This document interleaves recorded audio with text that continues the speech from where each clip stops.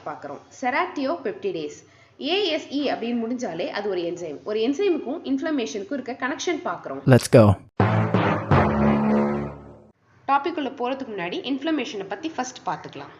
Inflammation அப்படின்னா அது ஒரு இன்ஜுரிக்கு வர response which is causing redness and swelling of the particular area. இது மேஜராக காஸ் பண்ணுறது ஒன்று இன்ஃபெக்ஷன், இன்னொன்று இன்ஜுரி.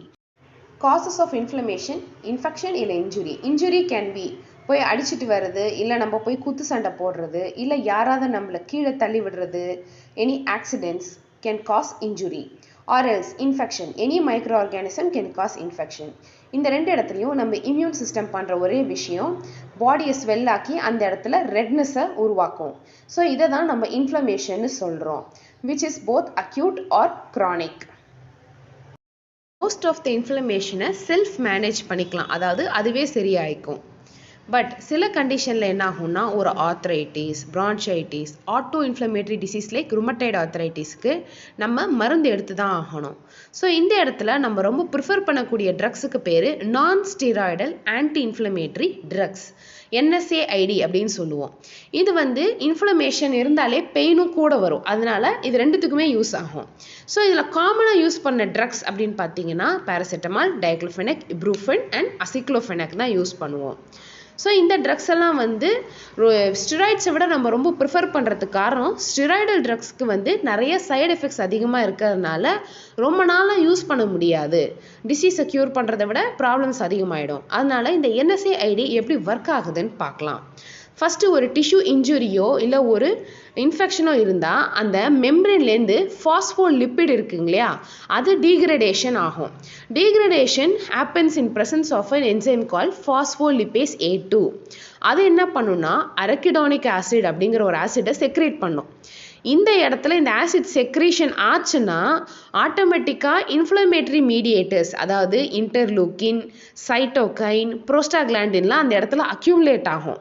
அதுதான் இன்ஃப்ளமேஷன் அண்ட் பெயினுக்கு காரணம். இதை தடுக்கிற இடத்துல தான் அந்த அரக்கிடானிக் ஆசிடுக்கு அடுத்ததில் NSAID வருது.